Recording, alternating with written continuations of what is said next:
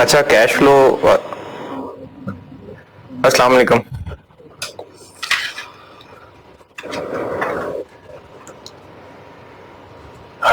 दुरूद शरीफ पढ़ना।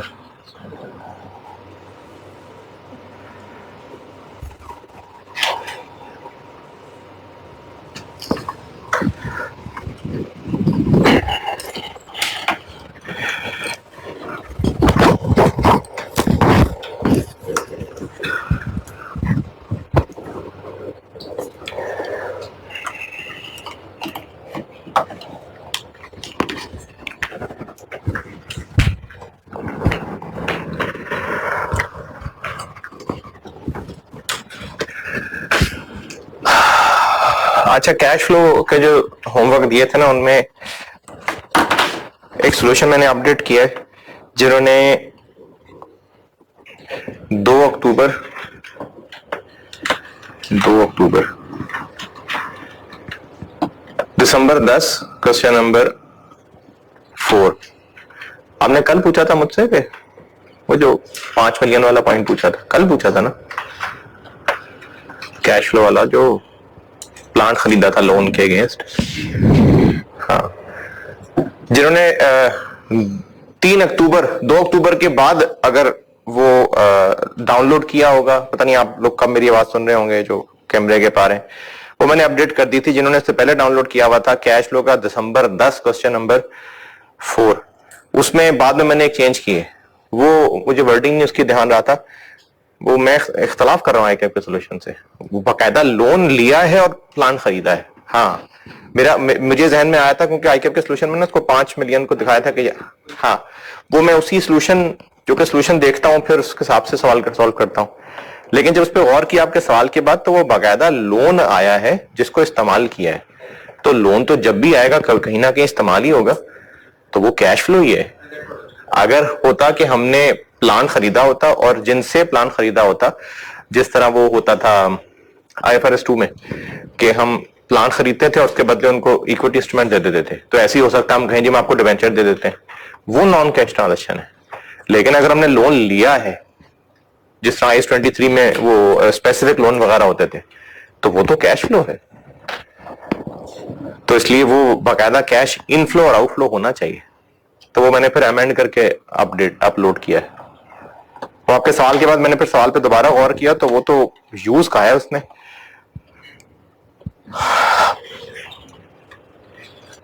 कल एक होमवर्क दिया था मैंने बैलेंस शीट का, कौन सा था, जून 17 जी। इसमें अगर कुछ पूछना है यहाँ बैठे हुए लोग तो पूछिए। तो जो आपको मसले होंगे फिर आप कौन की आवाज होंगे, उनको भी मसले होंगे। किया सवाल आपने, फिर बताएं कुछ पूछना। ये हमने ना IS-40 में पढ़ा था। IS-40 जब मैंने पढ़ाया था तो मैंने उसमें नोट्स में लिखी भी हुई है बात कि अगर विद इन ग्रुप कोई प्रॉपर्टी दी जाती है तो वो ग्रुप की नजर से वो इन्वेस्टमेंट प्रॉपर्टी नहीं है। तो इसलिए वो सारा कुछ रिवर्स किया हुआ और उसमें था ही कुछ नहीं।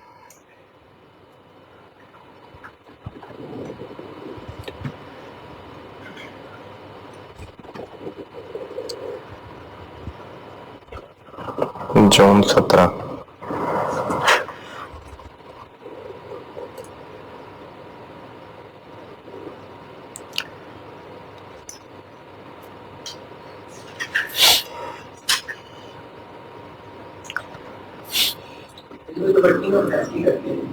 जी।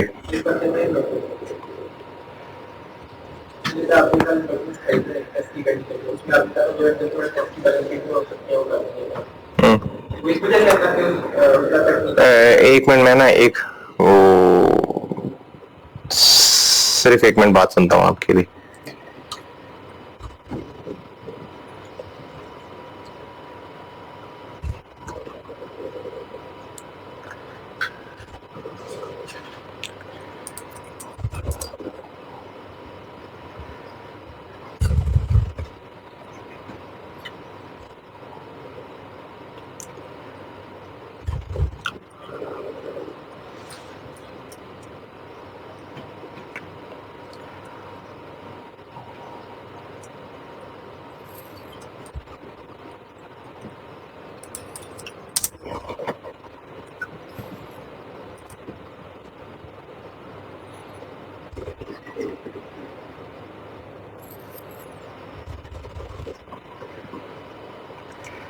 जी बताइए।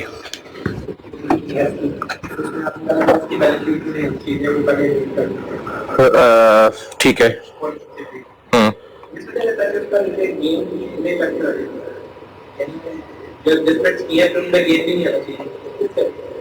नहीं, उनमें गेन भी ताकि उनके मुताबिक ही आए। हाँ, नहीं नहीं, हमने फेयर वैल्यू एडजस्टमेंट्स डाल देनी है। देखो, ग्रुप की नजर में, अच्छा सवाल ये पूछा, मैं सवाल शेयर कर लेता हूं। जो सब्सिडरी की बैलेंस शीट डॉलर वाली, फॉरेन करेंसी वाली, हम उसमें फेयर वैल्यू एडजस्टमेंट्स पहले डाल रहे हैं, उसके बाद उसको ट्रांसलेट कर रहे हैं। तो ऐसा क्यों कर रहे हैं, ये सवाल है, यही है ना। तो हम जब ग्रुप की बात कर रहे हैं, देखें सब्सिडरी की एक बिल्डिंग थी 100 की, ग्रुप की नजर में वो 100 नहीं 120 होनी चाहिए। 120 रुपए, $120, $120। तो ग्रुप की नजर में जब वो $120 है, तो उसको ट्रांसलेट करने से पहले $120 करें ना। एस की बुक्स में वो 100 आ रही है, लेकिन ग्रुप की नजर में वो $120 है, तो पहले उसको $120 करें, फिर ट्रांसलेट करें। तो जो भी ग्रुप की नजर में एस के एसेट्स और लायबिलिटीज में एडजस्टमेंट्स हैं, जो फेयर वैल्यू एडजस्टमेंट्स होती हैं, पहले उनको डॉलर में डालें, उसके बाद ट्रांसलेट करें।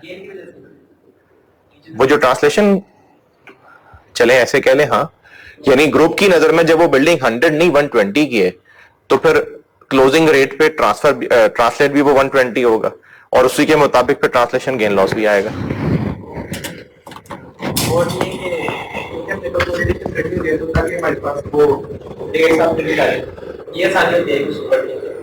रेट अपडेटेड आ गए, मतलब वो वैल्यू जी जी जी जी,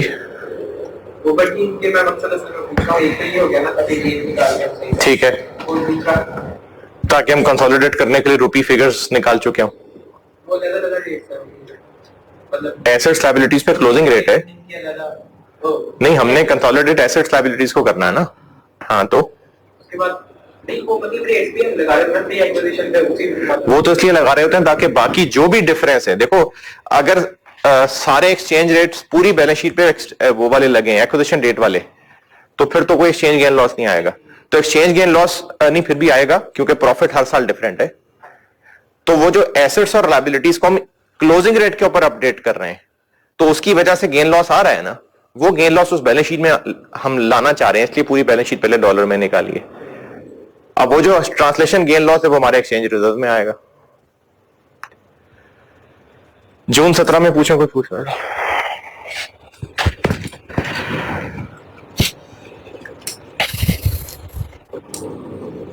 चले SOCI पे आते हैं, SOFP हो गया था, आ जाए नोट्स पे आ जाए।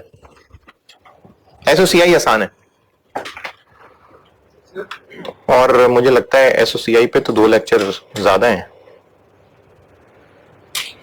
अगला तो कुछ आई नहीं मेरे पास पढ़ाने के लिए, तैयारी कुछ नहीं। हाँ जी, हाँ जी सर, ये जो प्रॉफिट है इन्वेस्टमेंट पे, जो पहले इन्वेस्टमेंट की एसोसिएशन जी जी जो प्रॉफिट आ रहा है, तो उसको हमने दिया है कि जो आज अपडेटेड इन्वेस्टमेंट है, अपडेट किया उसको, फिर उसमें से पुरानी इन्वेस्टमेंट माइनस कर, उसको हम जो रेट से मल्टीप्लाई किया, तो हमने 1 अप्रैल 2016 की पोजीशन डेट वाला किया जी, जब पहली दफा वो जब हमारी जब सब्सिडरी बनी जी, हम गुडविल की वर्किंग में वो ले रहे हैं ना, इसलिए देखो देखो मैथमेटिकली चीज समझना जरा। हम लोग पेरेंट की, अच्छा ये भी सवाल सुन लें, वो जो कल मैंने जिक्र किया था कि सब्सिडरी के शेयर्स हमने खरीदे हुए, तो शेयर्स मॉनेटरी एसेट्स तो नहीं होते। जब शेयर्स मॉनेटरी एसेट्स नहीं होते तो उनको फिर क्लोजिंग रेट के ऊपर एक्सचेंज गेन लॉस नहीं निकाला जाता, लेकिन मैंने कहा था सवाल में हो सकता है, तो जून 17 में था। जून 17 में जो पेरेंट की बैलेंस शीट में इन्वेस्टमेंट आ रही है, उसको ईयर एंड के रेट पे अपडेट किया हुआ है, तभी तो हमने उसको रिवर्स किया है। अच्छा, वो रिवर्स करना है कैसे? हमने जब ईयर एंड पे क्या एक्सचेंज रेट था? ईयर एंड पे क्या एक्सचेंज रेट है? 20। वो 20 पे अपडेटेड है। कितने हमने रुपए कितने, क्या डॉलर क्या था? डॉलर थे, कितने डॉलर इन्वेस्ट किए थे?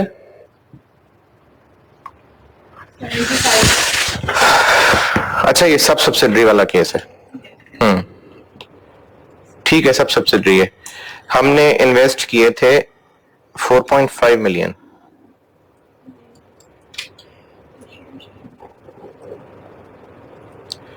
नहीं, हमने किए थे, अच्छा अब मैं आपका सवाल ही भूल गया, पता नहीं बताना शुरू हुआ तो सवाल ही भूल गया। सवाल क्या है? प्रॉफिट निकालना है जो पेरेंट ने बनाया हुआ है और जो एस ने बनाया हुआ है, लोकल एस ने, उसको रिवर्स करना है। हाँ जी, उसको हमने पहले अपडेट किया गुडविल की वर्किंग में 103.5 एक्विजिशन डेट पे जो अपडेटेड उस वक्त बनती थी, ठीक है। अब हमने वो वाला प्रॉफिट यहाँ ऐड भी करना है तो रिवर्स करना। हाँ जी, नहीं अच्छा अच्छा, ठीक है ठीक है, सही सही है सही है सही। अब 103 में से हमने $75 माइनस किए। अब जो रेट हमने एक्सचेंज रेट से मल्टीप्लाई किया तो ये हमने 20 क्यों नहीं लिया? ये तो आज हम ईयर एंड की वर्किंग नहीं करते। 20 कब है? ईयर एंड पे। ये हम लोग जो आप मुझसे पूछ रहे हैं, ये जो एक्सचेंज गेन रिवर्स किया ये, या 484 लिया ये कब का कैलकुलेट किया हमने? जब पुरानी इन्वेस्टमेंट सब्सिडरी बनी।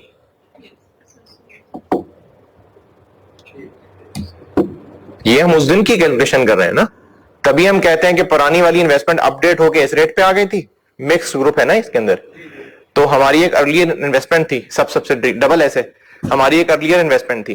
तो जब उस पर कंट्रोल स्टैब्लिश हुआ तो हमने अपनी पुरानी इन्वेस्टमेंट को फेयर वैल्यू पे अपडेट किया। तो ये काम किस दिन कर रहे हैं? जिस दिन कंट्रोल बना है। तो उस दिन तो 17 रुपए रेट था, 20 रुपए तो नहीं था। ये काम नहीं होगा एक्विजिशन रेट जब कंट्रोल बना है, जब वो डबल एस बनी है हमारी।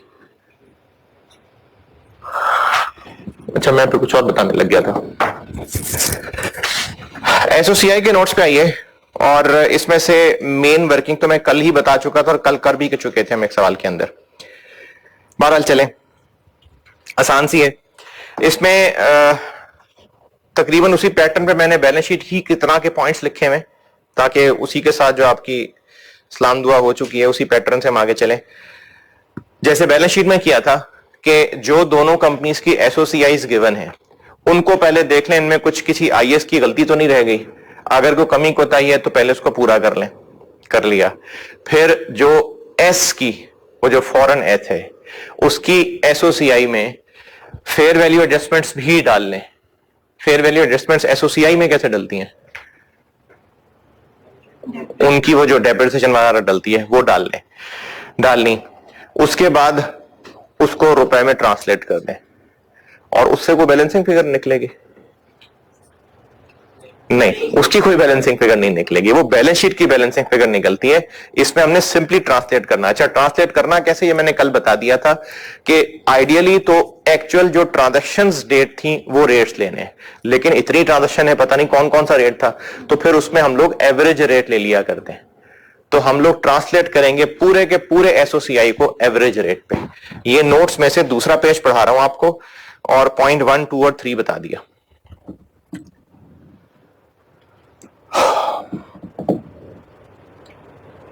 अच्छा, अभी इस एसओसीआई में वो जो हमने डॉलर वाली एसओसीआई बनाई है जिसमें फेयर वैल्यू एडजस्टमेंट्स डाल दी हैं, उनमें वो चीजें नहीं डालनी अभी, वो यूआरपी, गुडविल की इंपेयरमेंट, वो नहीं करना अभी। ये वही चीजें जो कल बैलेंस शीट में भी मना की थी, जो चीजें कल हमने बैलेंस शीट में मना की थी ना, गुडविल की इंपेयरमेंट अभी नहीं करनी, गुडविल की अपनी वर्किंग अभी नहीं लानी, फिर इसी तरह से इंटर कंपनी एलिमिनेशन नहीं करनी। तो यही बात एसओसीआई के लिए भी है।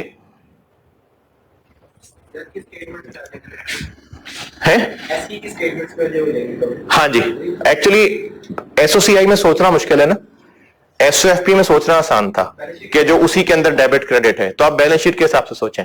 वही वाली फिगर जो फेयर वैल्यू एडजस्टमेंट्स होती थी, सिर्फ वही लेनी है, ना गुडविल की इंपेयरमेंट अभी डालनी है और ना ही अभी आपने वो जो इंटर कंपनी एलिमिनेशंस होती थी या यूआरपी, वो भी अभी नहीं करना।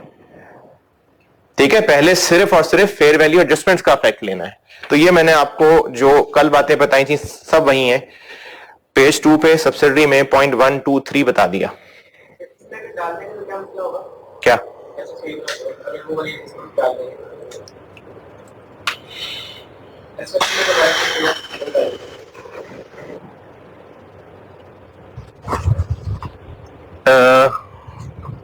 इम्पेयरमेंट का क्या मसला होगा? ये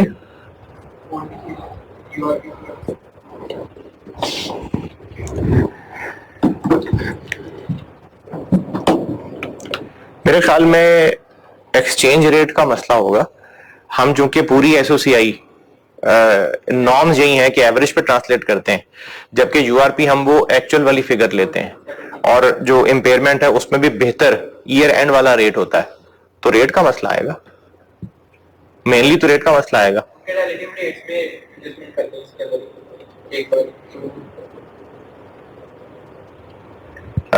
मेरे ख्याल में न्यूमेरिकली तो गलत नहीं होगा, क्योंकि जब आपने फर्क तो एक्सचेंज रेट का पढ़ना था और क्या पढ़ना था, जो रुपए में बाद में कंसोलिडेट करके माइनस यूआरपी करना था, प्लस यूआरपी करना था, वो अभी कर देंगे। तो फर्क तो मेरे ख्याल में नहीं पढ़ना चाहिए। लेकिन आप कैसे एडजस्ट करेंगे? यूआरपी को कैसे करोगे एडजस्ट? आप कह रहे हो ना रेट एडजस्ट करके कर दें, क्या करोगे बताओ? कॉस्ट ऑफ सेल लिखी हुई है, एस की कॉस्ट ऑफ सेल लिखी हुई है डॉलर में 100, अब बताओ, और यूआरपी जो है वो 5 है, क्या करूं बताओ? हाँ, इस पे मैंने एवरेज रेट लगाना है, ये एस की कॉस्ट ऑफ सेल्स है, ये यूआरपी है। हाँ हाँ, तो जब अलग से ही करना है कि इस पे अलहदा रेट, इस पे अलहदा रेट, तो फिर जब ग्रुप एसओसीआई बनाएंगे तब कर लेंगे। तो इसलिए यूआरपी वगैरह नहीं, सिर्फ फेयर वैल्यू वाली एडजस्टमेंट्स। अच्छा, इसको चूंकि एसओसीआई को बैलेंस करके नहीं कोई एक्सचेंज डिफरेंस निकलना, तो फिर exchange gain loss for the year कैसे निकलना है ये कल बता दिया था मैंने। ये इसी पेज पे पॉइंट नंबर 4 मैंने कल ही पढ़ा दिया था। तो पॉइंट नंबर 4 का 4 ये मैंने कल पढ़ा दिया था, ये पढ़ ही लें बल्कि सारा पूरा, ये बिल्कुल बैलेंस शीट ही की फॉर द ईयर चीजें लिखी हुई, वही सब कुछ लिखा हुआ है। पढ़ ले तो फिर मैं इसका सवाल करता हूं। पेज 2 पे एसओसीआई सब्सिडरी, ये सब वही बातें जो मैंने कल बैलेंस शीट में की थी।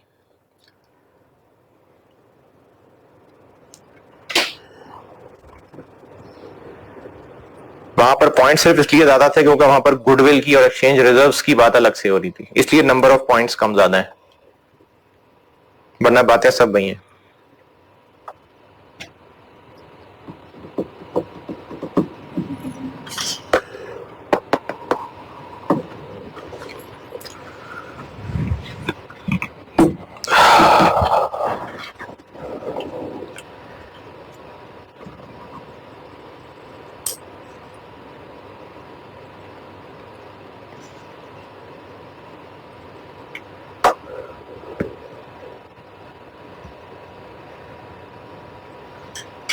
ये जो exchange gain loss for the year है ये मैंने कल बता दिया था, इस्तेमाल भी कर लिया था। अच्छा, इसमें मैंने एक आगे एनसीआई वाले पॉइंट की रेफरेंसिंग की हुई है, ये देखें, ये बात समझ आ रही है? ये 4A 4B जो मैंने रेफरेंस किया हुआ है,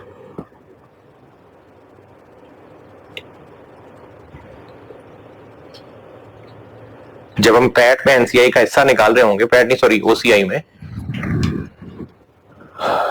तो जो ट्रांसलेशन वाला गेन फॉर द ईयर है, जिसको मैंने वो 2 लाइनें ऊपर ए कहा हुआ है, इसमें तो एनसीआई का हिस्सा है ही है, लेकिन जिसको मैंने बी कहा हुआ है, जो गुडविल का exchange gain loss for the year है, उसमें एनसीआई का हिस्सा सिर्फ तब है अगर एनसीआई फेयर वैल्यू पे। कल जो क्वेश्चन किया था, जो मैंने खुद ही बनाया था, जिसको मास्टर क्वेश्चन कहा हुआ था, वो दोबारा पढ़ लें, भूल भाल गए होंगे। उसी सवाल को मैं एसओसीआई के लिए सॉल्व करता हूं।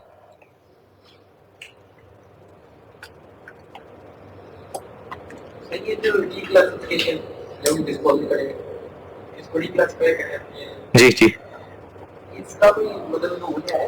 ये क्या रूल है?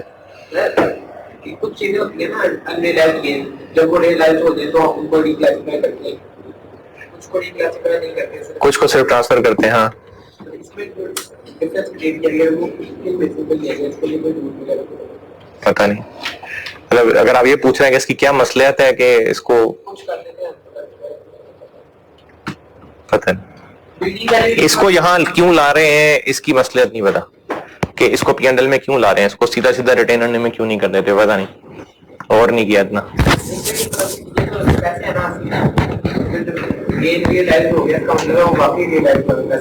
नहीं वो तो प्रॉपर्टी की भी गेन रियलाइज हो जाता है जब हम बेच देते हैं, वो जो रीवैल्यूड होती है वो भी तो रियलाइज ही हो जाता है, प्रॉपर्टी बेच दी।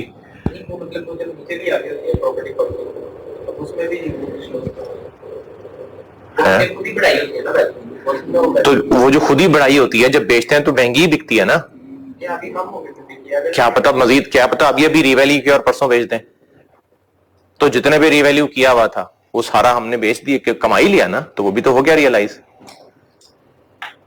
रियलाइज तो वो भी हो गया, कैश तो वो भी आ गया, तो फिर क्यों P&L में नहीं लाते उसको रिवैल्यूएशन को, पता नहीं।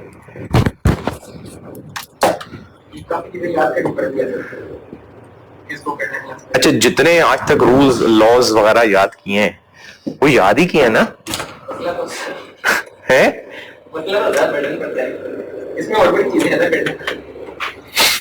कहाँ करना तो पड़ेगा याद। देखें जब स्टैंडर्ड्स बनते हैं ना तो वो स्टूडेंट्स के लिए नहीं बनते, वो बनते हैं कंपनीज के लिए, और पूरी दुनिया में जो जो भी ISB पे ईमान रखते हैं, जितने मुल्क भी इस पे ईमान ला चुके हुए हैं, तो उनको सबके मसाइल इन्होंने सामने रख के स्टैंडर्ड बनाने होते हैं। पता नहीं किस इंडस्ट्री में, किस मुल्क की किस इंडस्ट्री के अंदर क्या क्या रिपोर्टिंग के मसाइल आ रहे थे, वहां के यूजर्स कौन कौन से धरने दिया करते थे, क्या क्या डिसीजंस लिया करते थे, उन सबको सामने रख के स्टैंडर्ड बनता है। तो कई चीजें होती हैं जो हमें लॉजिकली समझ आ रही होती हैं, हम पाकिस्तानी लाहौरियों को, बाकी नहीं समझ आ रही होती, क्योंकि हमें वो फेस नहीं करना पड़ा होता। जिस तरह फाइनेंशियल इंस्ट्रूमेंट्स के स्टैंडर्ड है ना, वो पाकिस्तानियों को सामने रख के नहीं बनाए गए। फाइनेंशियल मार्केट इंटरनेशनली बहुत एडवांस्ड है, पाकिस्तान में तो इतनी नहीं है, तो वो उनको क्या क्या मसले आते हैं हम सोच भी नहीं सकते, उनको क्या क्या मसले आते हैं। तो इसलिए जो स्टैंडर्ड की चीजें हमें समझ नहीं आ रही होती वो मान लें, याद करके चल लें, जो मेरे बस की होती है मैं समझा देता हूं, जो मेरे बस की नहीं होती मैं नहीं समझाता।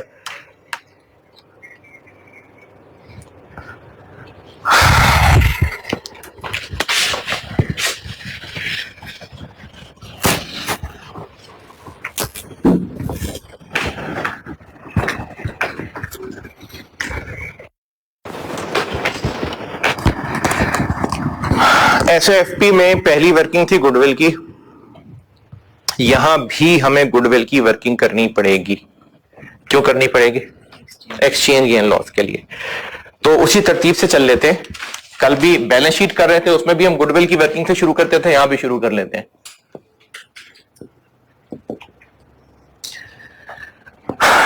अच्छा अगर पर्पस सिर्फ जी, अगर पर्पस सिर्फ गुडविल का एक्सचेंज गेन लॉस निकालना है तो ये जो दूसरी सब्सिडरी, कुछ नहीं कहा है, नहीं वो पास पेपर वाला सवाल घूम रहा था दिमाग में, जो भी कराना है जी। एक है डॉलर में, फिर रेट है और फिर रुपीज है।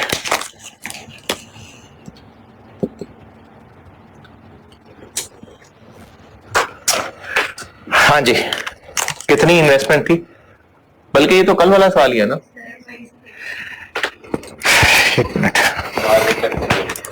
नहीं मैं ना अभी आपको बताते बताते पास पेपर वाला सवाल देख रहा था जो भी मैंने कराना है, तो दिमाग में वो चल रहा है मेरे।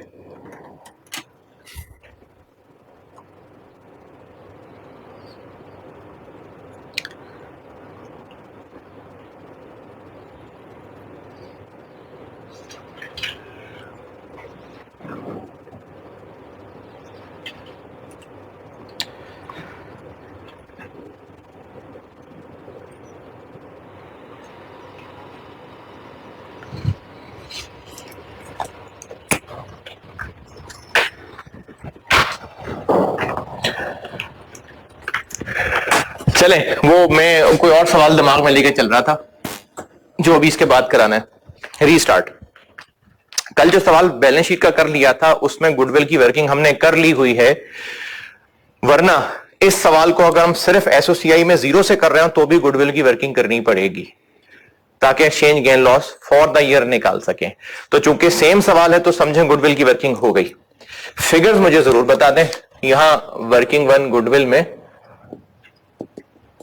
इधर रुपीस वाले कॉलम में 2020 का गेन कितना निकला था, ये लॉस जो भी था 2020 का 300। इम्पेयरमेंट भी थी कितनी 650। ये जो गुडविल की वर्किंग थी ये उसमें ये चीजें निकाली हुई थी। अगर सिर्फ एसओसीआई का सवाल होता तो भी हम गुडविल की वर्किंग करते। दूसरी वर्किंग बैलेंस शीट ट्रांसलेट करते थे, अब एसओसीआई ट्रांसलेट करेंगे।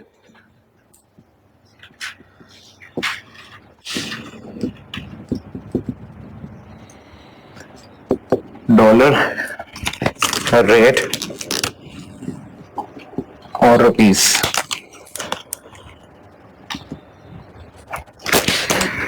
क्या क्या है जी, सेल्स 220, कॉस्ट ऑफ सेल्स 130, 90 और ऑपरेटिंग कॉस्ट। अच्छा, अब ऑपरेटिंग कॉस्ट के अंदर वो जो डेप्रिसिएशन की एडजस्टमेंट है बिल्डिंग की, 8 साल मेरा ख्याल है लाइफ थी रिमेनिंग, या 6 साल थी, देखें क्या थी फिगर, 3 थी, अब याद पड़ रही मुझे, फॉर द ईयर 3 थी ना। तो ऑपरेटिंग कॉस्ट वैसे कितनी है 30, उसमें हम 3 ऐड कर लेंगे for the year.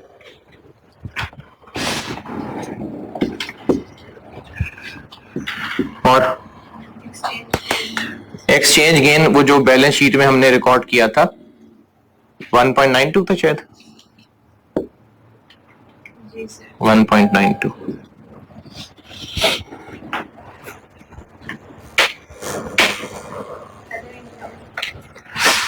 Other income 8,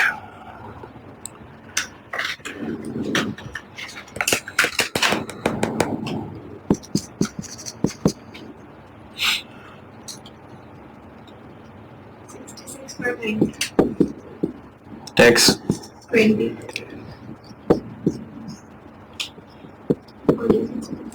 तो वो जो कल मैं जब रिटेन अर्निंग वाले पोर्शन में पैट 20 लिखा था तो मैंने वो ब्रैकेट के अंदर ही चीजें प्लस माइनस की थी, वरना हम यहीं से उठा के लिख लेते। वैसे सवाल में चूंकि दोनों रिक्वायर्ड हैं तो एसओसीआई तो हमने बना ही लेनी थी, तो यहीं से उठा के मैं वो पैट 20 के सामने लिख देता। चूंकि एसओसीआई है तो इसमें हम सब पे एवरेज रेट लगा देंगे। 20 का एवरेज रेट क्या था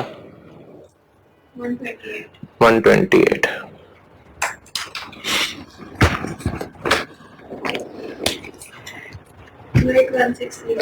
अच्छा, इसमें आप एक बात,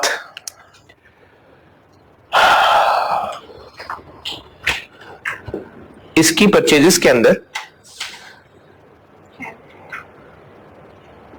बेची किसने चीजें, हाँ, इसकी परचेजेस के अंदर वो 12,500 मिलियन वाली एक परचेजेस आ रही हैं, उनका एक्सचेंज रेट दिया हुआ है ना कि उस दिन क्या एक्सचेंज रेट था। अब एक आर्गुमेंट हो सकता है कि इसमें से एक का तो पता है ना एक्सचेंज रेट, तो उस एक का तो हम ठीक वाला रेट लगा लें। तो अब इतनी सारी ट्रांजैक्शन में से, यानी या तो हो ना एक ही लाइन आइटम बीच में, या तो कोई बीच में एक बड़ी स्पेसिफिक ट्रांजैक्शन हो तो और बात है, लेकिन हमें इन सब की पूरी सारी ट्रांजैक्शंस की डिटेल नहीं पता होती, तो सवाल में एवरेज रेट ही लगता है। वैसे कंपनी असल में प्रैक्टिकली अगर सारी ट्रांजैक्शंस के एक्सचेंज रेट अलग अलग पता है तो अलग अलग ही लगने चाहिए, लेकिन सवाल में चूंकि नहीं पता होते तो इसलिए एवरेज रेट ही लगेगा पूरे के पूरे पे। क्या बनेंगे रुपए, sales 28160, cost of sales 16640,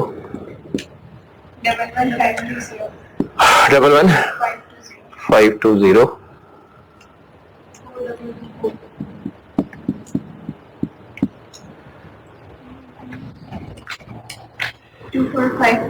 245.76, 1024, 8565.76 2560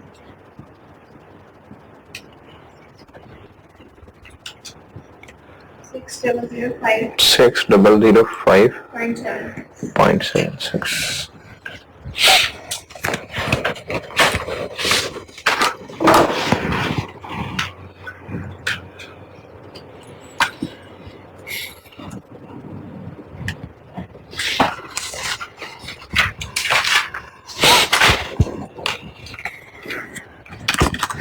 goodwill की वर्किंग, एसओसीआई की ट्रांसलेशन, बैलेंस शीट में भी यही किया था। गुडविल की वर्किंग, एसओएफपी की ट्रांसलेशन। तीसरा काम exchange gain loss. Balance sheet वाले सवाल में एक्सचेंज रिजर्व निकाला था और यहां पर हम exchange gain loss for the year निकालेंगे, और ये मैं कल तरीका बता चुका था और एक सवाल में कर भी चुका था। एक्सचेंज कह लें, ट्रांसलेशन कह लें, अगर आपने फर्क रखना है ना तो इस वाले को ट्रांसलेशन गेन लॉस कह दिया करें और गुडविल वाले को एक्सचेंज गेन लॉस कह दिया करें। लेकिन अगर आपको कोई कंफ्यूजन नहीं है तो कोई बात नहीं, एक्सचेंज गेन कह दें।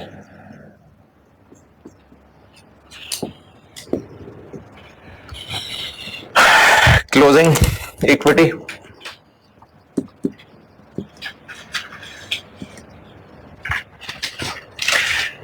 एस की बैलेंस शीट वाली वर्किंग जो डॉलर की थी, डॉलर वाली, उसमें पूरी इक्विटी का टोटल देखें।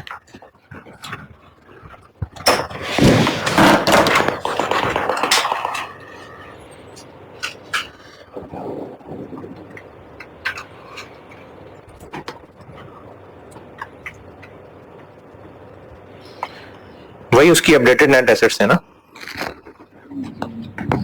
जब हमने कल बैलेंस शीट वाला सवाल किया था तो उसमें एस के जो डॉलर वाला कॉलम था उसमें हमने वो फेयर वैल्यू एडजस्टमेंट वगैरह सब डाल ली थी, वही उसके क्लोजिंग नेट एसेट्स थे।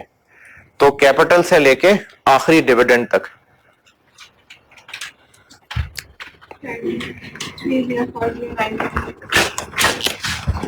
30,9.6। कल जो मैंने यहां पर वर्किंग की हुई थी उसमें एस के डॉलर कॉलम के अंदर इक्विटी का पूरा टोटल, कैपिटल वो 18 की फेयर वैल्यू, जी ये डॉलर वाला नहीं पता है, 30,409 पॉइंट, नहीं ये आपने और रुपीज वाला टोटल करके बताया, वो एक्सचेंज गेन भी डाल लिया। एक्सचेंज गेन वाला जो 57 निकला था वो डाल लिया। अच्छा ठीक है, ये आंसर आएगा। डॉलर वाला बताएं।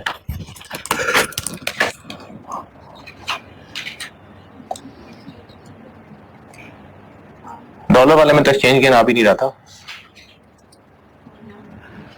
कल जब बैलेंस शीट की ट्रांसलेशन की थी उसमें डॉलर वाला जो बैलेंस शीट का कॉलम था उसमें पूरी इक्विटी का टोटल बताइए। 233.92। इस पे हम लगाएंगे कौन सा rate, closing net assets, closing rate पे वो था 130, यही आना चाहिए। ठीक है, इसके आगे क्या करूं, ओपनिंग नेट एसेट्स, ये कैसे मिलेंगे,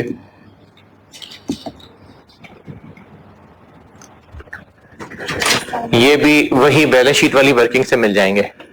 कैसे, आखिरी दो लाइन अभी जिसका टोटल किया है ना उसमें से आखिरी दो लाइनें से ऊपर ऊपर रह लें।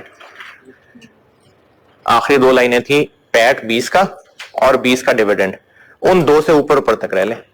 यानी capital 18 million, pre acquisition retain earning 19 का पैट और 19 का डिविडेंड, कितना 207 पॉइंट बस। अच्छा इसको किस पे करूं, ओपनिंग यानी पिछले साल वाले पे, 30 जून 19 वाले पे 120। ये 207 जिनको समझ नहीं आया, जो मैंने यहां पर पूरी डॉलर वाली बैलेंस शीट बनाई हुई थी उसमें से कैपिटल, प्री एक्विजिशन वाली retain earning, fair value adjustment 18 की, 19 का पैट और 19 का डिविडेंड, इनका टोटल करिएगा वो ये बनेगा। 24840।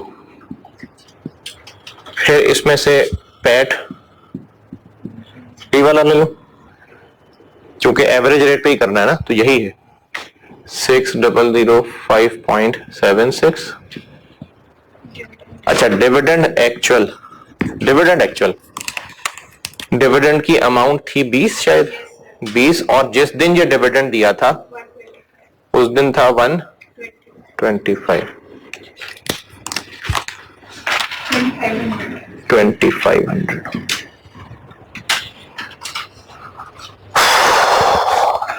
ये निकल आएगा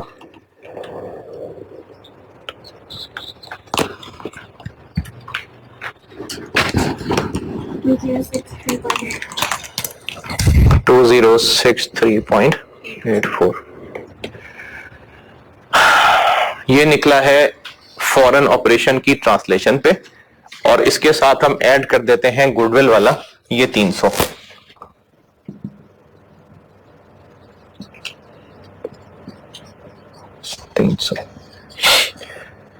तो वो जो पूरा ओसीआई के अंदर आना है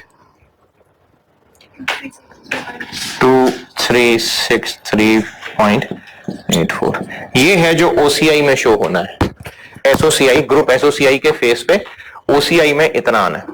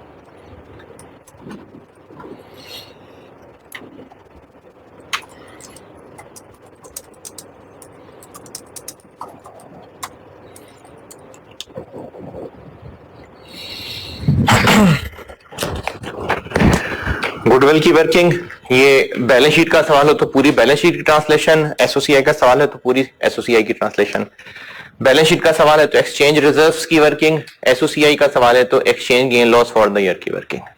अब ये नॉर्मल कंसोलिडेशन का सवाल बन गया, जिसमें ये सब्सिडरी है रुपीज में और पेरेंट रुपीज में तो है।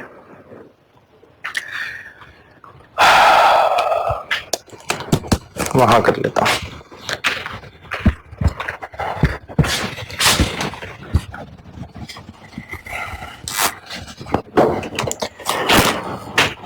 ग्रुप एसोसिएट,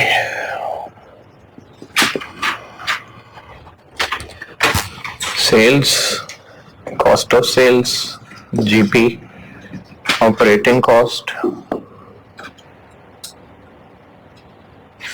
एक्सचेंज गेन,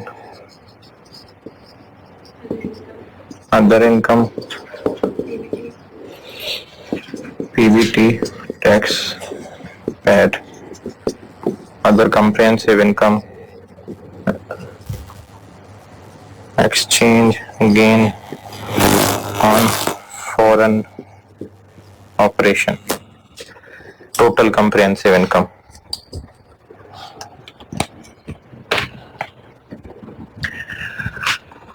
ये डॉलर वाली फिगर्स में डालूं,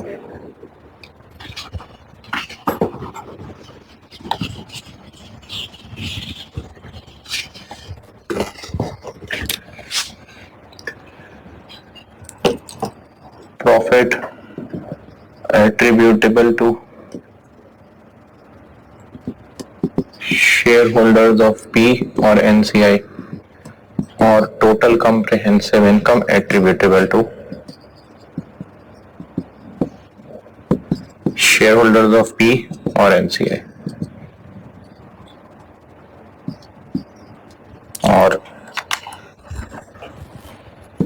working for NCI।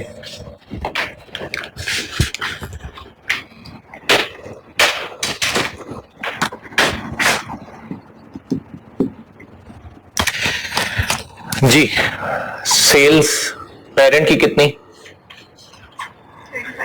35,000 प्लस 28,160 और क्या करूं सेल्स में यूआरपी सेल्स इंटर कंपनी वाली माइनस करनी है क्या कहूं नहीं ये लो यार ये -12,500 cost of sales 18,000 plus 16,640 minus inter company और प्लस यूआरपी 1,500 था शायद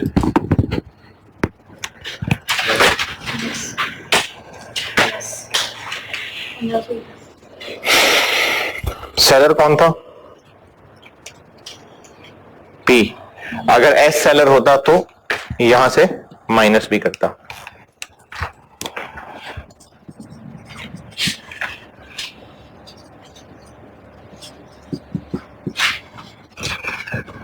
जी operating cost 4,000 plus 4,224 fair value adjustment की डेप्शन कर दी हुई है। फिर गुडविल की इंपेयरमेंट कितनी थी 650 और चूंकि एनसीआई फेयर वैल्यू पे है तो यहां से भी लेस होगी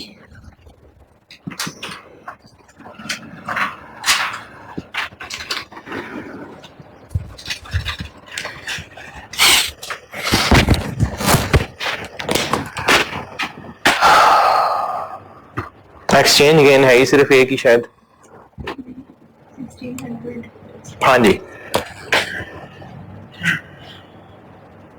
अच्छा वो एक्सचेंज गेन के नाम से नहीं आ रहा था शायद एक्सचेंज गेन के नाम से आ रहा था अच्छा ठीक है 1600 प्लस 245.76 इसमें क्या करूं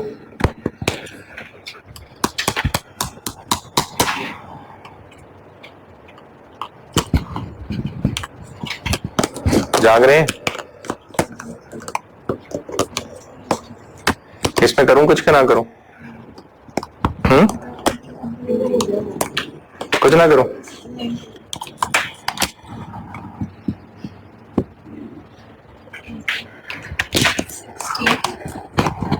ये क्या किया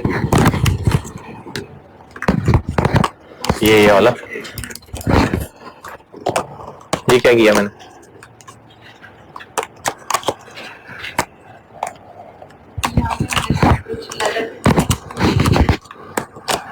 कल बैलेंस शीट में 4800 रिवर्स किया था एक कल बैलेंस शीट में रिटेन अर्निंग में से एक 4800 रिवर्स किया था जो पेरेंट ने अपनी इन्वेस्टमेंट इन सब्सिडरी के शेयर्स को एक्सचेंज गेन पे डाला हुआ है ये वो रिवर्स किया है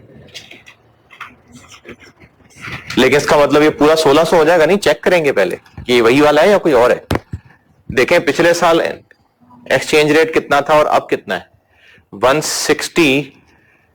160 डॉलर थी ना तो पिछले साल एक्सचेंज रेट 120 था इस साल 130 पे आ गया तो उसने 1600 और गेन बनाया होगा तो ये वही वाला 1600 है वो जो कल रिटेन अर्निंग में से लेस किया था ये वो है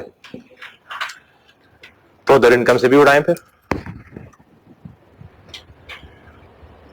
अजीब अजीब शक्लें बना रहे हैं यार हाँ सर वो तो 4800 माइनस किया था। वो तो पिछले सब 2 साल का मिला के था ना, ये तो फॉर द ईयर है। अरे नहीं नहीं, 160 मिलियन डॉलर इन्वेस्टमेंट थी। पिछले साल उसने इसको 120 पे अपडेट किया होगा, इस साल 120 से 130 पे ले आया होगा, तो 10 रुपए का गेन आया होगा ना। तो 160 मिलियन डॉलर इंटू 10 रुपए 1600, तो ये उसने गेन बनाया हुआ था। वो जो कल रिटेन अर्निंग से 4800 लेस किया था, वो पहले दिन से लेके अब तक था, तो 3200 उसमें पिछला वाला था।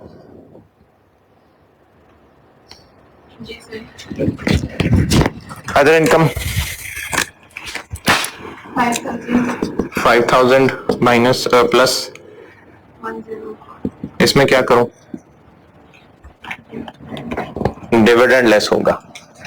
जो पेरेंट को सब्सिडरी से डिविडेंड मिला है, इंटर कंपनी है, वो खत्म होगा। कितना डिविडेंड इस साल सब्सिडरी ने दिया था? 20 मिलियन। उसमें से पेरेंट का हिस्सा कितना था? 80%।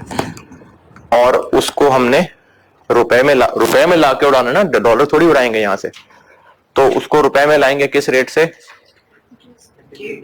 तो चाहे इसी को ही कर लें, ये 25 होगा, 80% ले लें, यही वाला है ना वो। ये इस साल सब्सिडी ने डिविडेंड दिया है, तो पेरेंट ने इसका जो उसको हिस्सा आया होगा 80%, उसको इनकम बनाया होगा, वो निकाल देते हैं।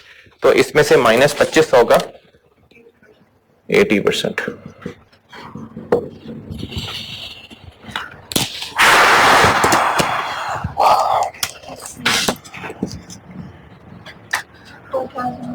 $4000 और 2560,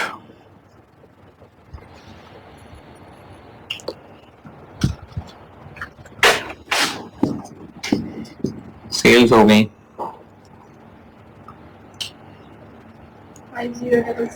50660, कॉस्ट ऑफ सेल्स हो गई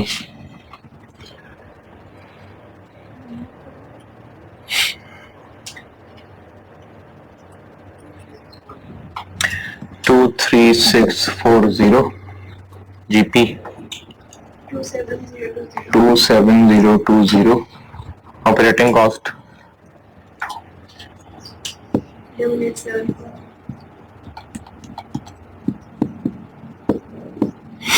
exchange gain 245.76, other income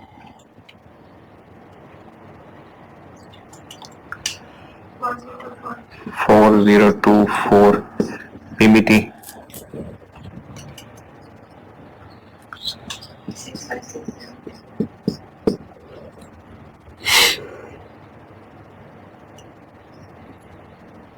0.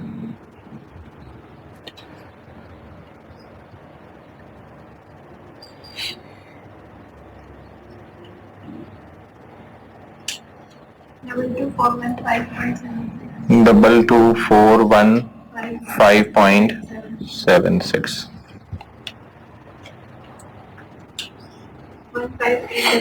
15855.76। और ये हमने निकाला हुआ है 2363, तो टोटल कंप्रेहेंसिव इनकम बन गई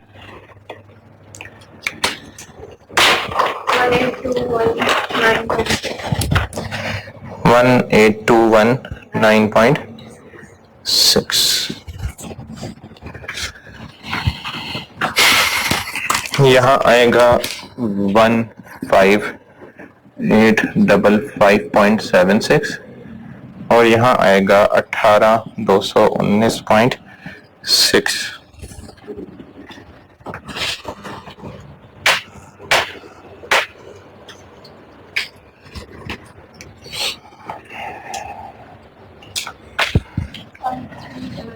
$5355.76 और NCI का है 20%, 107 1.15,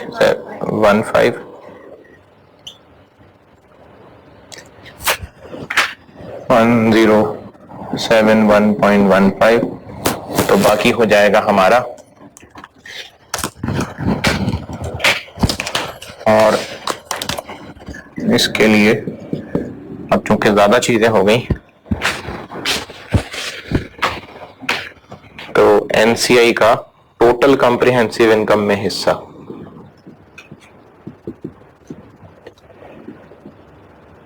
शेयर इन पैट है इसका 071.15। इस पूरे में हिस्सा लेना है इसका या सिर्फ इसमें?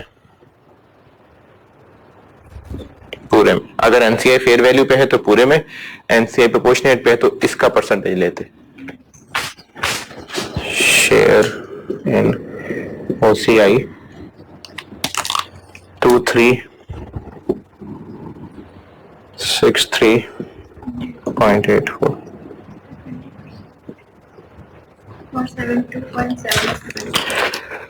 472.77 1543.92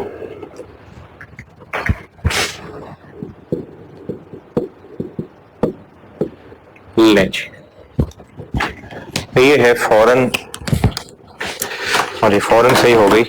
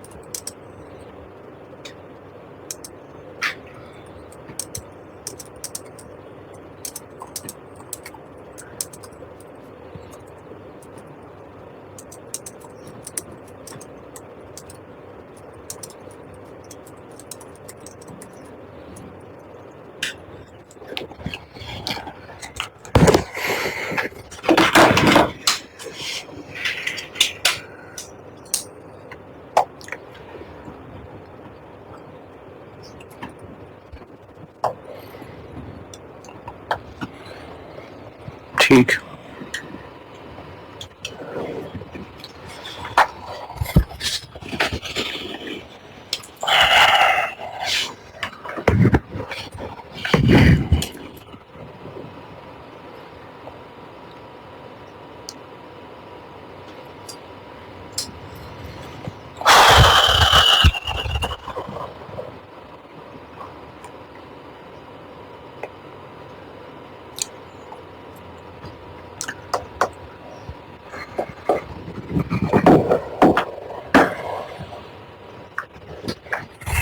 हाँ जी, एसोसिएट डन। चले इसका भी एक पास पेपर का सवाल कर लेते हैं। क्या चीज? हाँ,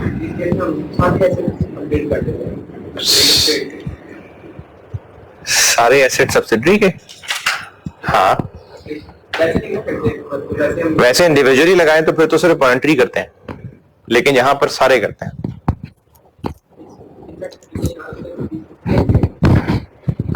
क्या मतलब? सारे करते हैं तो सारे करते हैं। नहीं मतलब ये कोई किसने करते हैं? क्योंकि हमारे नजदीक वो पूरी ही फॉरेन करेंसी चीज है जिसको हम कंसोलिडेट कर रहे हैं। हम तमीज नहीं कर रहे कि कौन सा एसेट मॉनिटरी है, कौन सा नॉन मॉनिटरी है। हम जब सब्सिडरी के सारे एसेट्स कंसोलिडेट कर रहे हैं तो हमारे लिए वो सारे एसेट्स हैं, मॉनिटरी नॉन मॉनिटरी नहीं, हमारे लिए वो एसेट्स हैं। तो इसलिए सबको हमने एक ही ट्रीटमेंट के हिसाब से चलाना है, क्योंकि ये उसका मसला था कि कौन सा मॉनिटरी है, कौन सा नॉन मॉनिटरी है। देखो, अगर हमारे इंडिविजुअल अलग अलग एसेट्स हो, हमारी अपनी बैलेंस शीट है, तो हमारे लिए हर एसेट एक अलग चीज है, हमारा हर एक पे अलग अलग कंट्रोल है, अलग अलग यूज है। तो उसमें तो हम फर्क करें कि कौन सा मॉनिटरी है, कौन सा नॉन मॉनिटरी है। हम तो पूरी सब्सिडरी को कंसोलिडेट कर रहे हैं, जो आ रहा है आने दो, एक ही चीज है।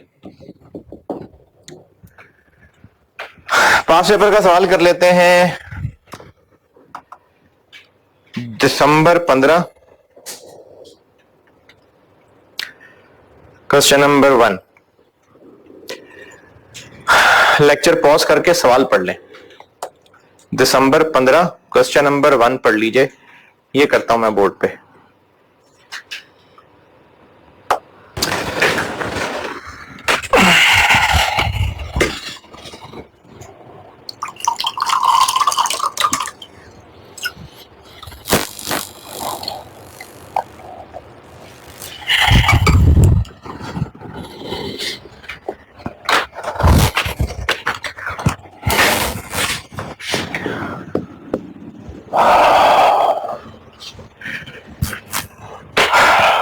जी, गुडविल।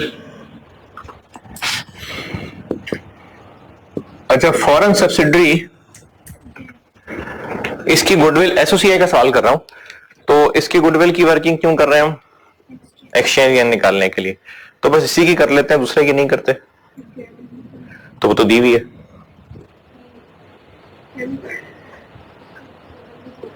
उसका डिस्पोजल है, और गेन ऑन डिस्पोजल निकालने के लिए गुडविल की कैरिंग अमाउंट चाहिए होती है, तो इसलिए दोनों सब्सिडरीज की गुडविल की वर्किंग करनी पड़ेगी।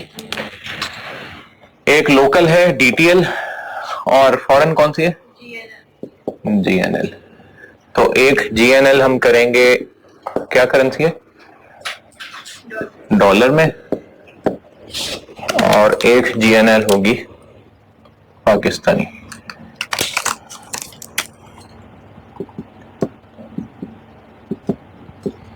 जी,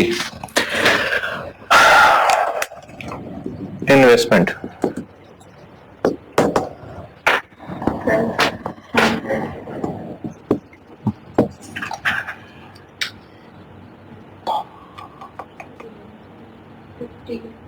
हम्म 50।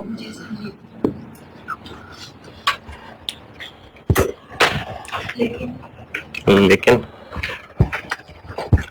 अच्छा, ये 1200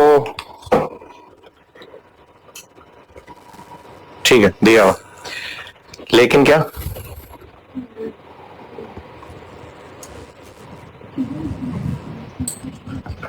है? क्या चीज? वो उस पे 50 में एडेड है।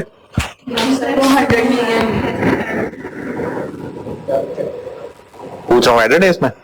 लिखा हुआ है कॉस्ट ऑफ इन्वेस्टमेंट। अच्छा, एडेड है। 100 मिलियन रुपए।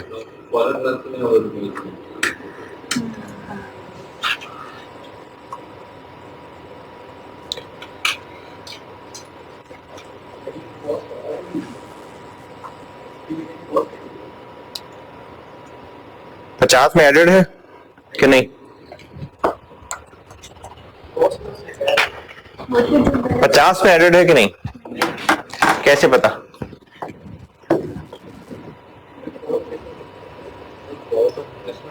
हाँ, तो फिर 50 में एडेड है कि नहीं?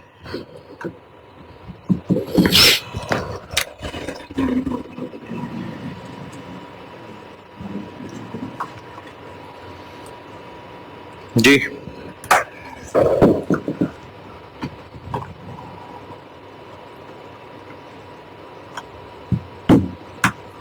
$50 मिलियन में 100 मिलियन रुपए एडेड है कि नहीं? क्यों नहीं?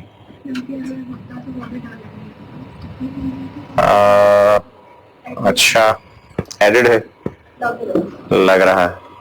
हाँ जी, एडेड है कि नहीं? एडेड है, क्यों? नहीं नहीं 50 में एडेड है कि नहीं? अच्छा, हाँ जी, नहीं एडेड, क्यों? दिल नहीं मान रहा है? वर्डिंग से लग रहा है। कैसे? आंसर इसका नहीं है। अगर तो सवाल में बैलेंस शीट दी होती तो हम वहां से चेक कर सकते थे, नहीं दी हुई। ये जो लिखा हुआ है ना कि शेयर्स खरीदे हैं इतने मिलियन डॉलर के, तो ये अपेरेंटली ऐसे ही लग रहा है कि शेयर्स खरीदने का 50 मिलियन डॉलर अलग था, क्योंकि 50 मिलियन डॉलर के साथ अगर ये लिखा होता on 1 October 14 RYL bought 4 lakh shares full stop, cost of investment was 50 million dollar, फिर एडेड होता। तो 50 million dollar cost of investment कह के नहीं दिया हुआ, बस वैसे कहा है कि 50 मिलियन के शेयर्स खरीदे थे फुल स्टॉप। अगर बैलेंस शीट दी होती तो वहां से हम चेक कर सकते थे, नहीं दी हुई। वर्डिंग से ही अंदाजा हो रहा है कि 50 मिलियन शेयर्स की कंसिडरेशन पे की थी एक अलग है, 100 रुपए अलग खर्च हुआ था। हां, बैलेंस शीट बनाते हुए उसने क्या किया होगा कि 50 मिलियन डॉलर के जो रुपए बनते थे वो भी इन्वेस्टमेंट में डेबिट किए होंगे और 100 मिलियन भी डेबिट किए होंगे, अलग अलग डेबिट किए होंगे। लेकिन हम बैलेंस शीट का सवाल नहीं कर रहे ना, तो इसलिए यहां पर 100 मिलियन वर्डिंग से यही लग रहा है कि 50 मिलियन डॉलर में एडेड नहीं है, तो इसलिए वहां 50 मिलियन ठीक है। नहीं,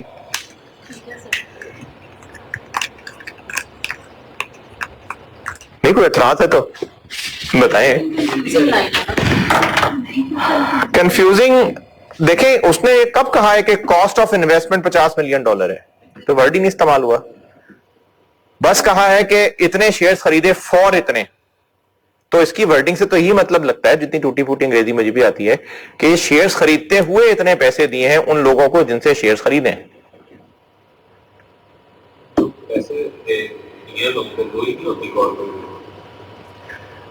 वो भी होती है तो क्या ये रिकॉर्डेड कॉस्ट ऑफ इन्वेस्टमेंट हमारी बुक्स में ये 50 मिलियन डॉलर? वर्डिंग से क्या लग रहा है? On 1 October 14 RYL bought. अच्छा चलें, आप ऐसा कर सकते हैं, जब भी कोई इस तरह की वर्डिंग आए ना, तो आपको जो समझ आ रहा है वो लिख दें। आप कहें कि वर्डिंग से चूंकि इतना क्लियर नहीं है तो हम अज्यूम कर रहे हैं कि ये प्रोफेशनल फीस इसमें एडेड है, और चूंकि वर्डिंग वाकई थोड़ी सी एम्बिगुअस तो है, तो आपकी अजम्पशन को ठीक मान लिया जाएगा। तारा इसमें एडेड नहीं है। एनसीआई फेयर वैल्यू पे है कि प्रोपोर्शनेट पे है? फेयर वैल्यू पे। 340 जी जी। ये मंथली पेमेंट होती है, मतलब उसी दिन देनी होती है लास्ट।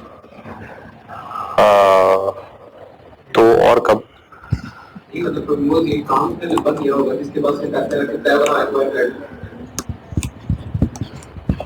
नहीं, कितना को टाइम लिया होगा जिस कंसल्टेंट ने मैं बताया होगा, वो साल 2 साल थोड़ी लिए होंगे, 2 4 5 10 दिन की वर्किंग की होगी बस। अगर साल वो वर्किंग करने में लगा देता तो साल में हालात ही बदल गए, हमारे पास पैसे खत्म होंगे।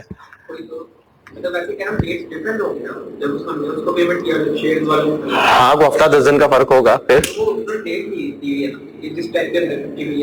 हाँ ठीक है, तो वो तो 50 के साथ लिखी है, 100 के साथ तो नहीं लिखी, तो उससे क्या कंफ्यूजन है? अच्छा, इसमें कितनी है एनसीआई? कैलकुलेट करनी पड़ेगी, क्योंकि एक शेयर की प्राइस बताई हुई है। अब हमारे पास 4 लाख शेयर तो हैं, और टोटल कितने हैं? 5 लाख। 5 मिलियन तो अमाउंट है ना, और 10 का 1 है, तो टोटल 5 लाख में से 4 लाख हमने ले लिए, तो गरीबों के पास रह गए 1 लाख। और उस वक्त जो एस का शेयर था मार्केट में वो 120 का था, तो 1 लाख शेयर्स और 120 का 1 कितना हो गया? 12।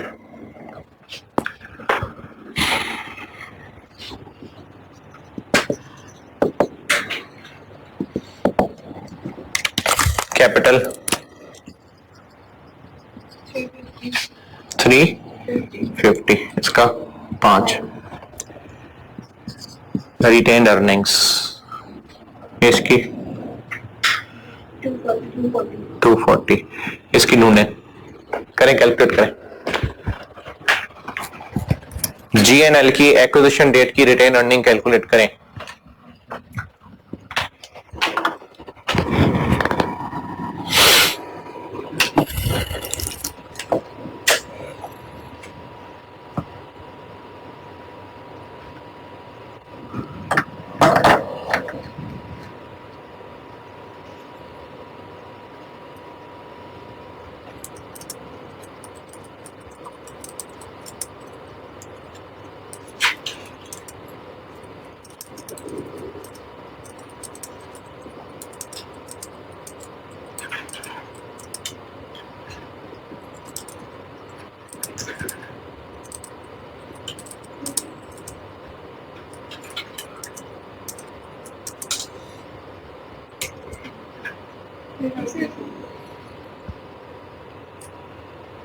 नहीं,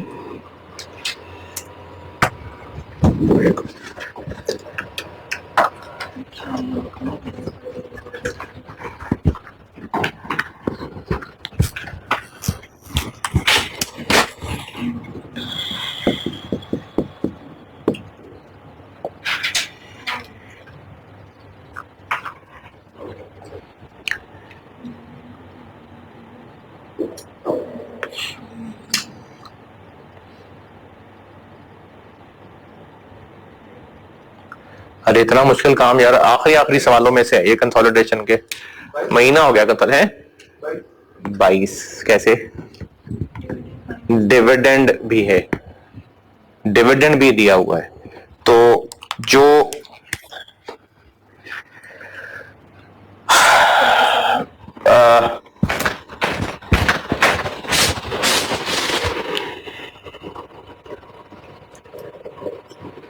साल के शुरू में थी 27, चूंकि डिविडेंड एक्विजिशन डेट से पहले दिया जा चुका तो वो भी रिटेन अर्निंग में से जाएगा।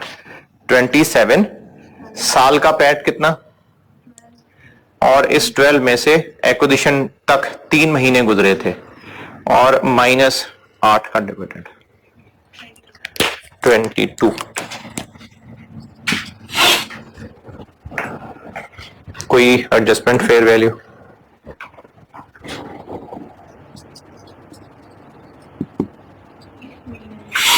किसकी है? क्या एसेट है? बिल्डिंग 8। तो लोकल डब्बा हो गया 590, और ये बन गया 35।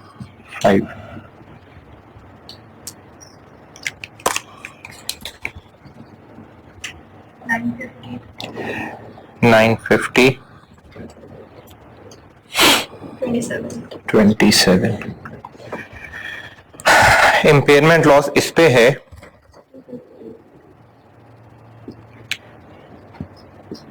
इस पे नहीं, तो एक लाइन छोड़ के ये 27 आ गया और ये आ गया 700, और ये जो एक लाइन छोड़ी है ये एक्सचेंज या तो गेन है या लॉस है। अब आते हैं इस पे रुपी अमाउंट पे। 27 पे क्या रेट लगाऊं? 76। और इस दूसरे 27 पे क्या रेट लगाऊं? 79। तो एक्विजिशन वाला फिगर आ गया 2052, इम्पेयरमेंट है नहीं, और ईयर एंड वाला रेट आ गया 2133, तो गेन बन गया 81।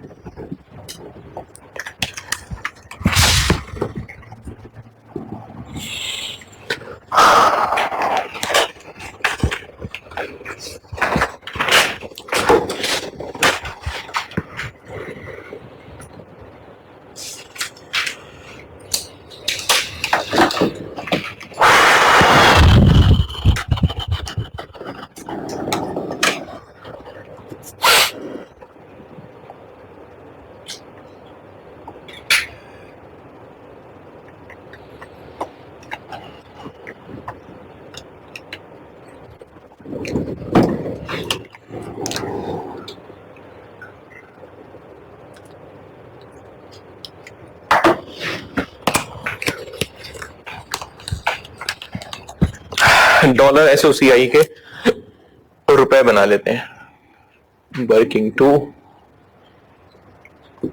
Translation of SOCI.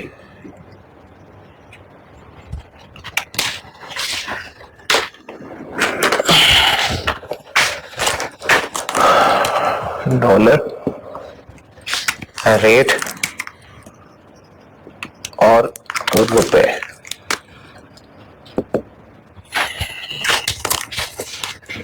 सेल्स पूरी लिखूं फिर आधी लिख दूं? 9/12। 39। ये बता दें क्या किया है? नहीं, 52 इंटू 9/2। कॉस्ट ऑफ सेल्स इधर 30 इंटू 32 इंटू 9/12 24। जीपी 15। और क्या है? ऑपरेटिंग कॉस्ट कितनी है? 9 इंटू 9/12। और बिल्डिंग की डेप्रिसिएशन कितनी? फेयर वैल्यू एडजस्टमेंट है 8 और बाकी बचे कुछ ही लाइफ है 8। तो 1 और उसके 9/12।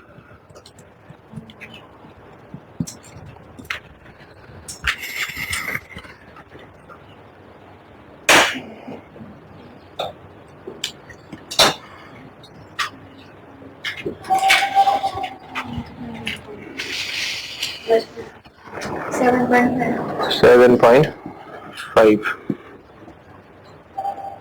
चलिए आगे क्या है? Investment income.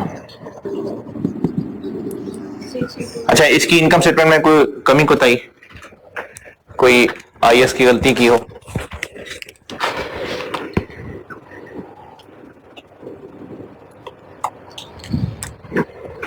नहीं। कितनी है इन्वेस्टमेंट इनकम? 6 इंटू 9/12। ये बन गया 4.5। और क्या है? Finance cost. फाइनेंस कॉस्ट कितनी है? 2 इंटू 9/12 1.5। पीबीटी। टैक्स कितना है?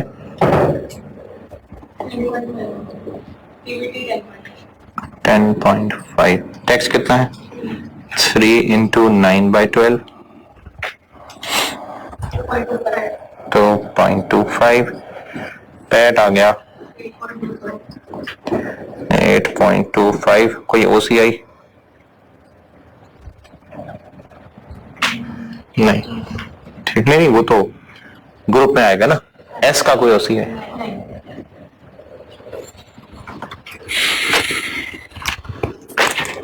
और इन सब पे लगेगा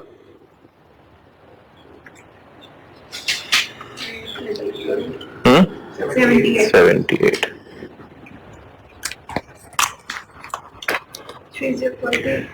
3042 1872। जीपी 1170 1170 585। बस। Investment income 351। Finance cost 117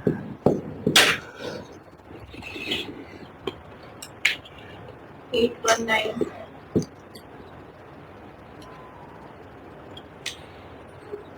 175.5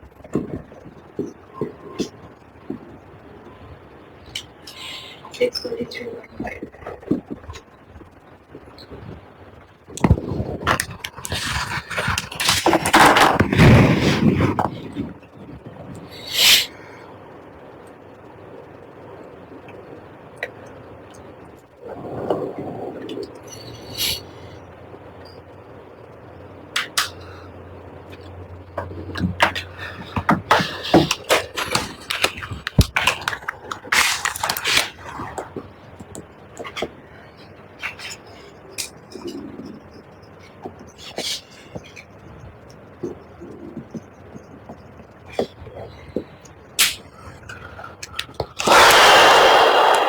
foreign operation पे एक्सचेंज गेन।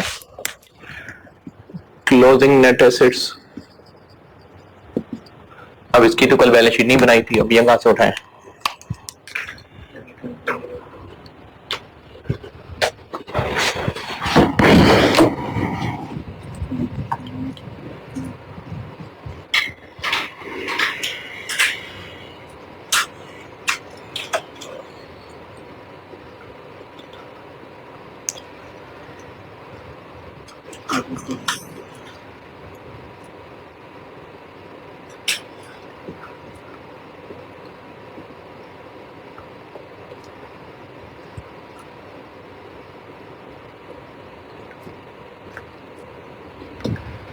जी 36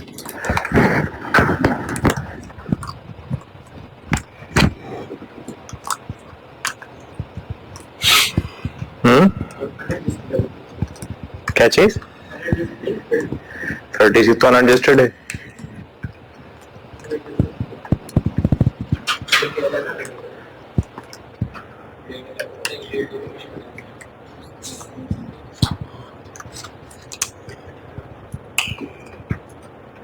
हाँ जी 36 में एडजस्टमेंट्स कर लें। वैसे बोर्ड पे देख के आंसर निकल आना है।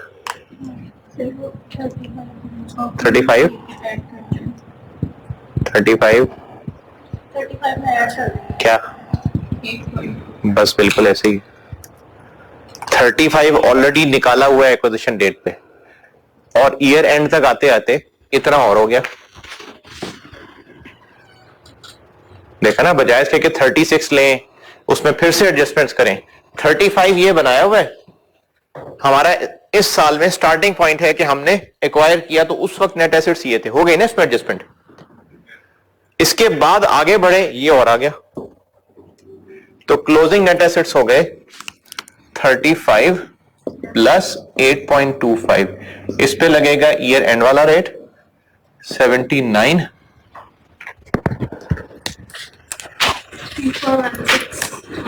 3416.75। अच्छा ओपनिंग नेट एसेट्स पिछले साल क्या थे? अगर हमने इस साल सब्सिडरी खरीदी हो तो फिर ओपनिंग पिछले साल वाले नहीं होते, एक्विजिशन डेट वाले होते हैं। ये वो जो अभी फॉर्मेट पढ़ाया उसमें लिखा भी हुआ मैंने ये, तो वो 30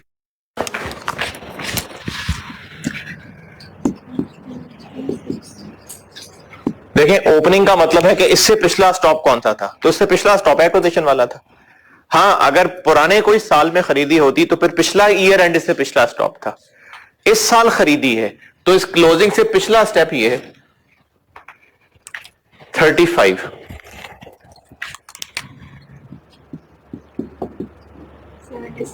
76 2 6 जी पैट ये निकाला हुआ है 643.5।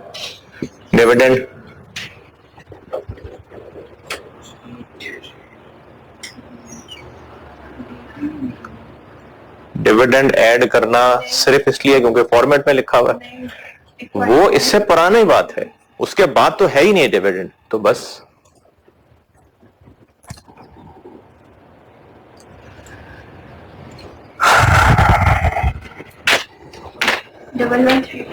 डबल 3.25 और उसके बाद गुडविल वाला इसमें शामिल कर देते हैं 81, ये बन जाएगा 194.25।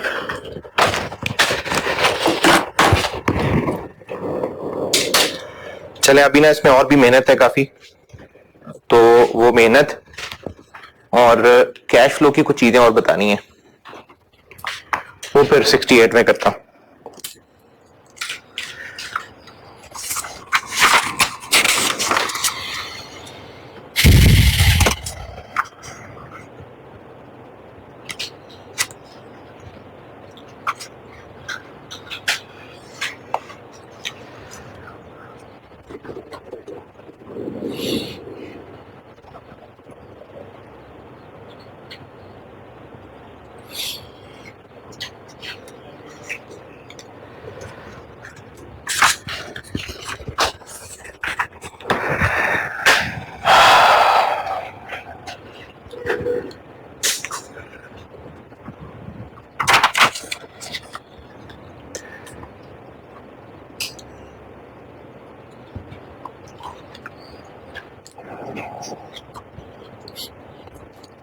अगर हम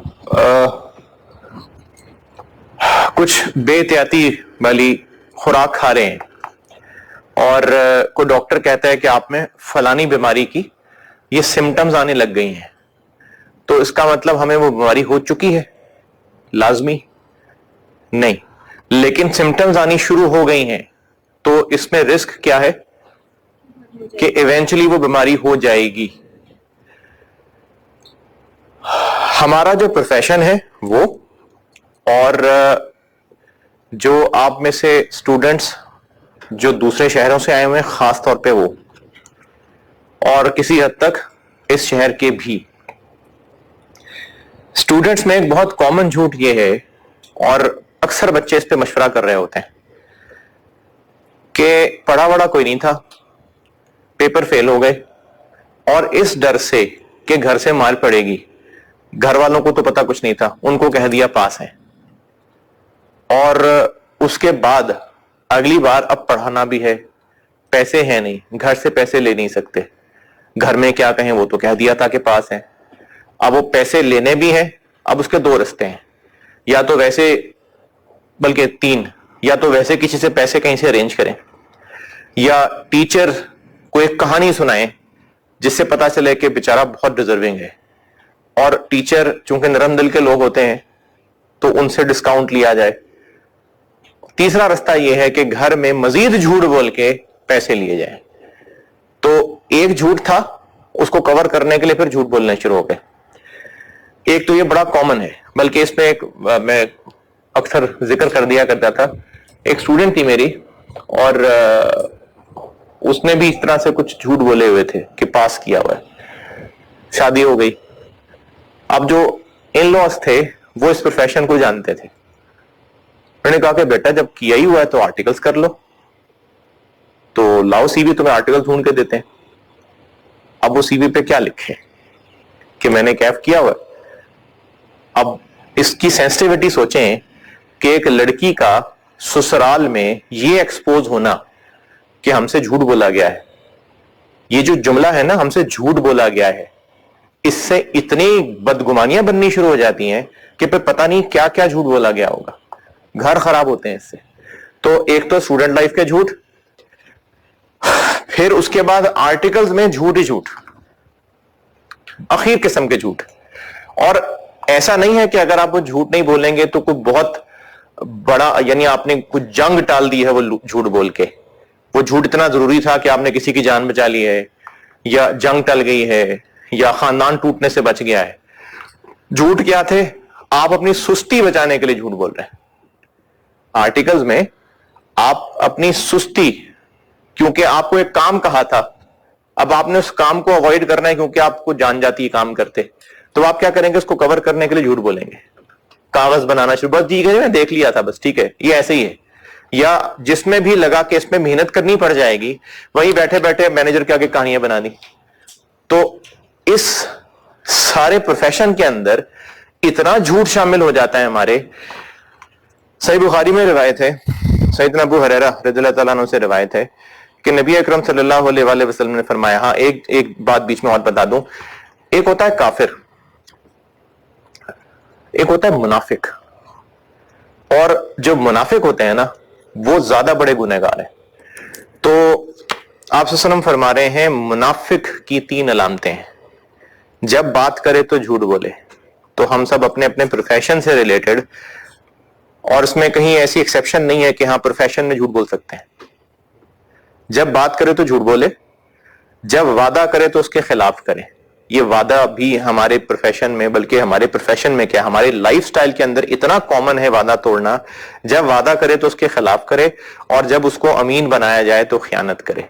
ये मुनाफिक की निशानियां हैं। और जैसे मैंने शुरू में कहा था कि अगर किसी बीमारी की सिम्टम्स आनी शुरू हो गई हैं तो ये मतलब नहीं है कि बीमारी हो चुकी है, चांसेस है कि और बढ़नी शुरू हो जाएगी। चलें जी, 68 लेक्चर में मिलते हैं।